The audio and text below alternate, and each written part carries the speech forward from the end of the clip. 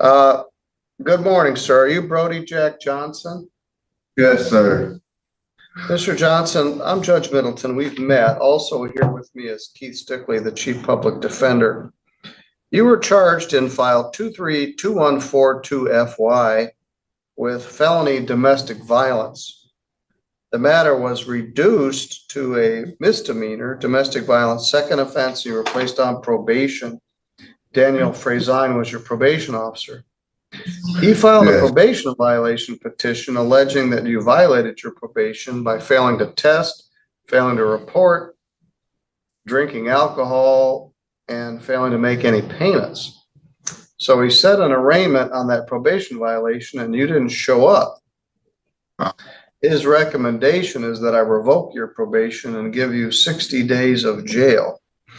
You've Yes. also got several $100s of unpaid fines and costs in some other cases. You failed to appear. Let's see when that was. I think I even tried to call you. Yeah, on May 29th. How did you come to get arrested last night? Wow. Right from the start, you can hear the exhaustion in the judge's voice. This isn't the first time he's seen this defendant, and it feels like he already knows how this hearing is going to go. Domestic violence cases always have layers: trauma, denial, fear cycles. And here the judge lays out the failures almost like a checklist of mischances. It's sad how routine this sounds. I believe I was headed to Myers to return some pop bottles, and I was on my way back and returned pop bottles, and you guys pulled me over. I wasn't driving a vehicle. I was driving a bicycle. All right, so they pulled you over, they stopped you and found out there was an open warrant. And this part really shows how disconnected Brody is from the reality of his situation, saying he was just returning bottles while riding a bike like the warrant wasn't even on his mind. You can tell he's not someone who plans ahead. He's just surviving day by day. And that's exactly how people fall deeper into system. Yeah. All right, I'm going to get this case back on track. I'm going to set a probation violation hearing. I'm going to appoint an attorney. Original attorney was Rhonda Ives. I believe your bond is denied. This is a felony reduced to a misdemeanor, domestic violence. You didn't do anything you were supposed to do as part of your probation. And I had held 60 days over your head. Then you didn't show up for your arraignment and just waited around to get arrested. So we'll set a hearing probably next week with your lawyer, and then you can decide whether you wish to admit to the violation or have a hearing on it. This is the part where the judge finally puts his foot down. No bond, no excuses, no more mischances. And honestly, you can hear that the judge isn't angry, he's disappointed. Brody didn't do anything he was ordered to do. Courts try giving probation as a chance. But when someone gives up on themselves, the court can only do so much. I'll show you plead not guilty to the PV and set a hearing. Well, no, I wish to All plead right, you're guilty good to go. and I wish to be heard as guilty. I don't want probation. I just want jail time. Yeah, you want to just get it over with? Is that what you're saying? Just get it over with. All right, well, let's talk about that. You have a right to have a hearing regarding your probation violation, where it would have to be established beyond a preponderance that you. This hit hard. When he says, I just want to get it over with, that's not someone fighting the case. That's someone who's tired of life.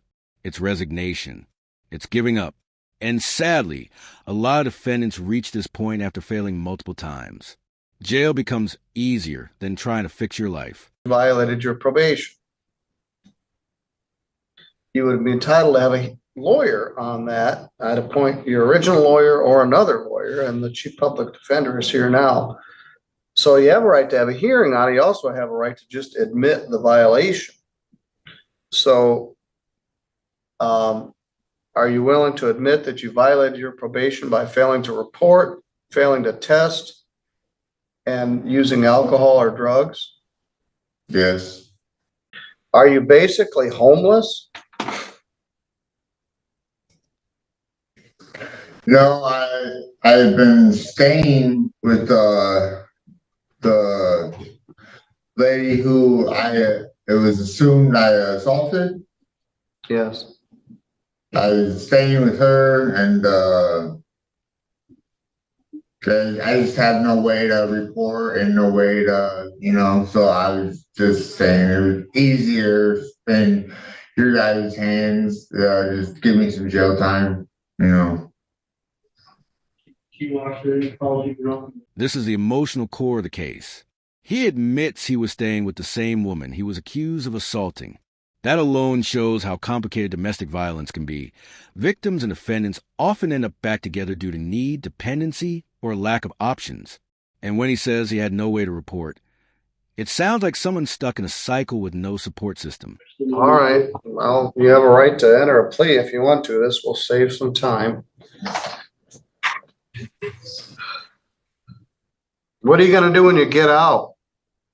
I'm gonna probably assume that assume my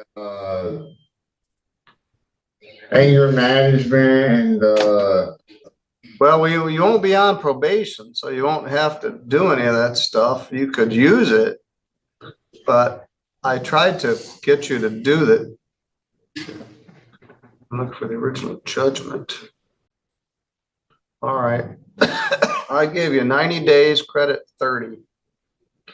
So now I'm going to give you 90 days, credit 31, leaving 59 days to do, and probation is revoked.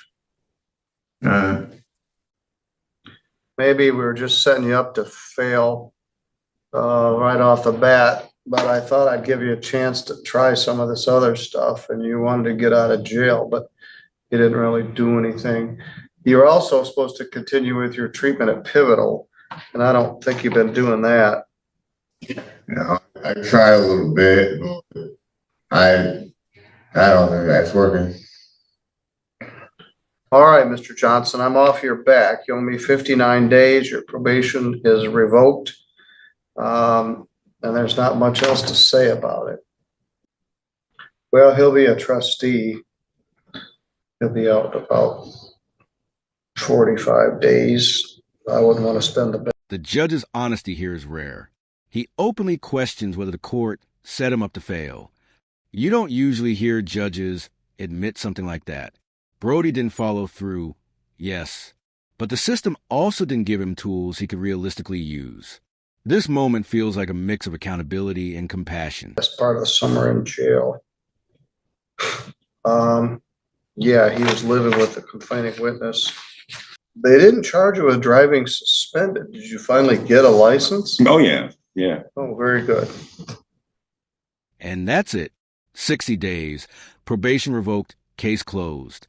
The judge knows Brody will probably be out early. But the bigger question is, what happens after that? Does he change? Does he go back to the same situation? This ending feels unfinished because real life doesn't wrap up cleanly. Well, that's a plus. The case in Ann Arbor with Judge Simpson, they got all the national attention because he was driving the car. And then the judge ordered him to go to jail. And I don't know whether he did or not. Then the next day or two, they reported it was a mistake, that he wasn't suspended, and it was a, quote, clerical error. Then the next day, they said, well, he wasn't suspended, but he doesn't have a license. So then this morning, his lawyer gave out to the news agencies. The man went to the Secretary of State in Washtenaw County and got his learner's permit. So he has a permit now. Anyway, he wasn't suspended. He just didn't have a license, I guess. Either way, he wasn't supposed to be driving. And Judge Simpson wasn't very happy about it. There used to be a room in the old jail with a one-way mirror in it. We did lineups in there. we would go to the jail if we needed a corporeal lineup, and the guys would take us through the catwalk. Like, let's say they were looking for a guy that was 5'10", 180 pounds. We'd go through and say, we'll take that guy and that guy and that guy. And then we'd buy them a can of pop for being in the lineup. And they would stand there and the people would look through the window, and we'd have to turn like a quarter turn to the right, quarter turn to the right. And then if we had a little form. I bet they haven't done an in-person lineup out there in 10 years. I've never heard of one here. We used to do them all the time.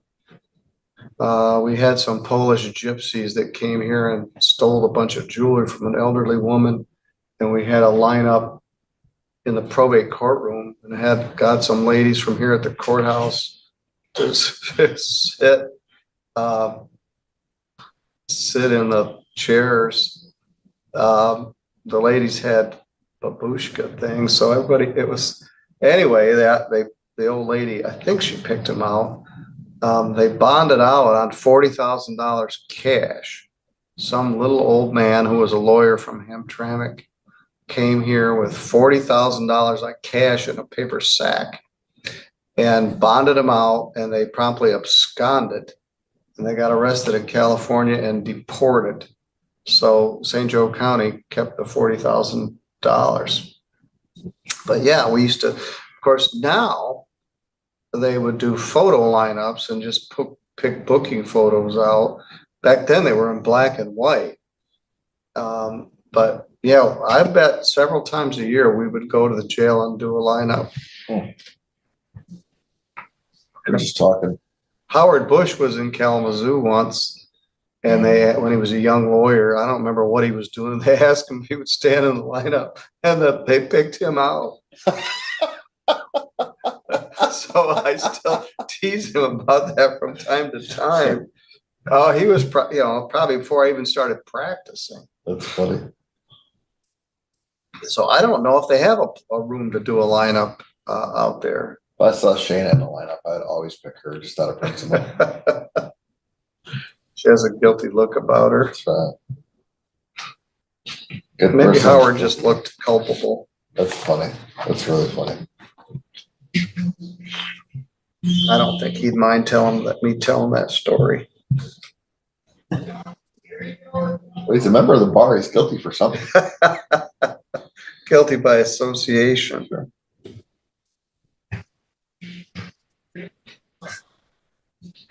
And in the old days, they could smoke in the cells. Yes, they could smoke. And it was just like a purple haze back there. Plus, it was dangerous to have fire. When Matt Laurie took over as sheriff, he banned smoking in the jail about 1990.